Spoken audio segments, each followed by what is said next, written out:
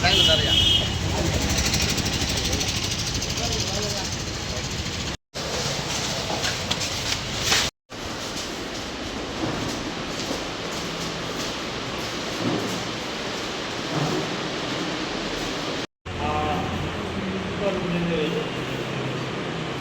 ఈ కార్యక్రమానికి వచ్చేసినటువంటి పత్రికా ఎలక్ట్రానిక్ స్క్రీన్ మీడియా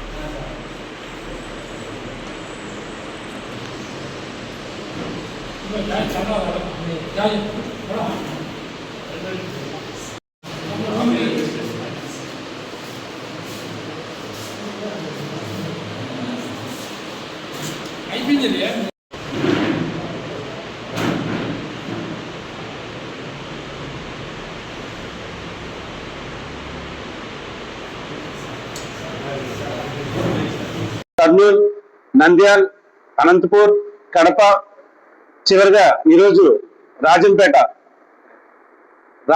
డిస్ట్రిక్ట్ లో రాయచోటి నియోజకవర్గంలో మన గాజుల భాస్కర్ గారు డిసిసి గారు ఆధ్వర్యంలో మరి మన అమీర్ గారు ఈ ప్రోగ్రామ్ అరేంజ్ చేశారు. ఈరోజు మార్నింగ్ రాయచోట్లో ఉన్న గ్రౌండ్స్ అన్నింటికి వెళ్ళడం జరిగింది. పెద్ద వాళ్ళని, స్టూడెంట్స్ ని, క్రికెటర్స్ ని చాలా మంది కళ్ళు ఇంటరాక్ట్ అవ్వడం జరిగింది. ఈ టూర్ తాలూకా సారాంశం ఏంటంటే మా అధ్యక్షురాలు వైఎస్ షర్మిలారెడ్డి గారు మరి మీరు చూశారు, చదువులోనే మన నీట్ ఎగ్జామ్ చదువునే అమ్మేస్తున్నారు. ఇక స్పోర్ట్స్ అయితే మరీ దారుణంగా పరిస్థితి ఉంది. అందుకని మేడం డెసిషన్ తీసుకున్నారు. స్పోర్ట్స్ ఆడేవారు ప్రతి ఒక్కరికి కూడా కాంగ్రెస్ పార్టీ తరఫున మన అధ్యక్షురాలు వైఎస్ షర్మిలారెడ్డి గారి తరఫున ఒక భరోసా ఇవ్వడానికి ఈ టూర్ స్టార్ట్ చేసాం. మరి ఈరోజు ఇది 9వ రోజు. ఈ 9 రోజులు కూడా మొత్తం రాయలసీమలో ఉన్న డిస్ట్రిక్ట్స్ అన్ని తిరగడం జరిగింది.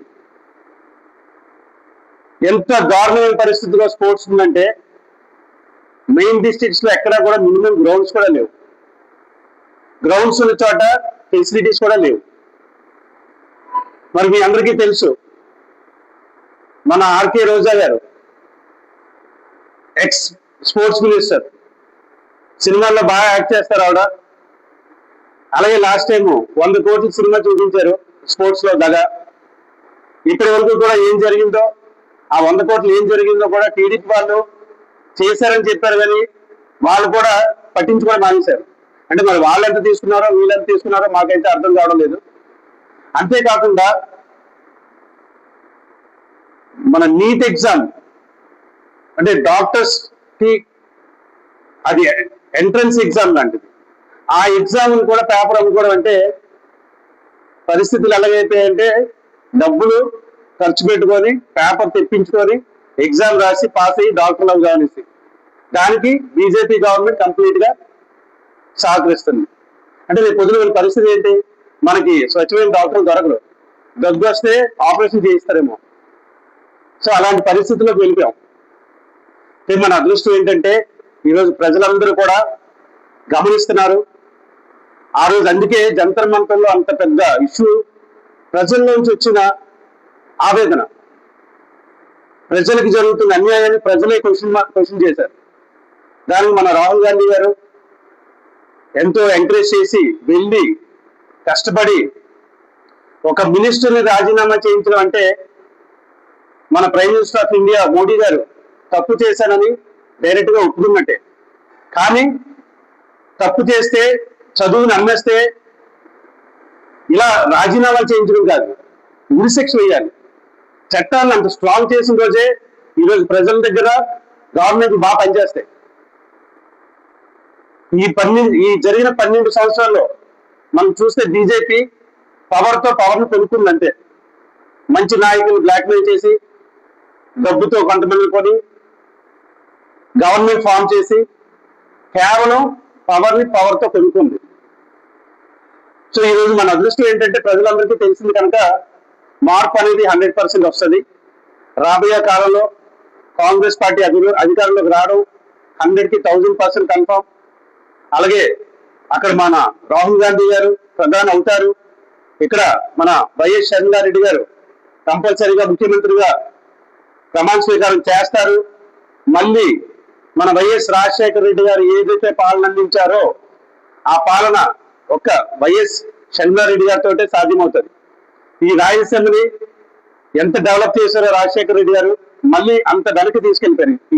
ఈ 15 సంవత్సరాల్లో ఎంత బరస్ట్ అంటే అంత బరస్ట్ సిచ్యువేషన్ లో ఉన్నారు. మినిమం నీడ్స్ లేవండి స్పోర్ట్స్ వాళ్ళకి. ఈరోజు ఒక పెద్ద జడ్జి గారు రిటైర్ అయిపోయిన జడ్జి గారిని కలిసాం.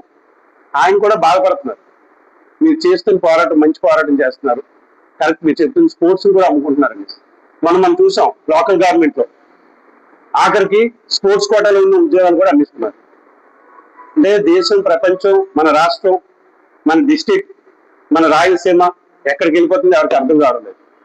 సో ఇలాంటి పరిస్థితుల్లో మేమందరం ముందుకొచ్చి కాంగ్రెస్ పార్టీ తరఫున ఈరోజు అందరికీ కూడా స్పోర్ట్స్ ఆడే ప్రతి ఒక్కరికి కూడా ఒక భరోసాగా, ఒక నమ్మకంగా మీ అందరూ గుండెల మీద చేసుకొని ఈ రోజు నుంచి స్పోర్ట్స్ ఆడొచ్చు.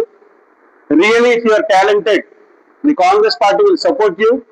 అంతేకాదు మిమ్మల్ని ఏ స్టేజ్కి తీసుకెళ్లాలో, ఫర్ ఎగ్జాంపుల్ కొంతమంది ఉంటారు డిస్ట్రిక్ట్ లెవెల్ వరకు వాళ్ళు టాలెంటెడ్, వాళ్ళు నెక్స్ట్ లెవెల్లో వెళ్ళాలి అంటే వాళ్ళకి ఎంతో ఎంకరేజ్మెంట్ ఉండాలి, ఎంతో పుష్ ఉండాలి. ఎందుకంటే స్పోర్ట్స్ అంటే అందరూ మనం చేసేసేది కాదు. 100 మందిలో పర్ఫెక్ట్ గా ఒక 5-6 టాలెంటెడ్ ఉంటారు. సో ఆ టాలెంట్ ని కూడా డబ్బులతో మనం అమ్మకూడదు, అది చాలా అన్యాయం.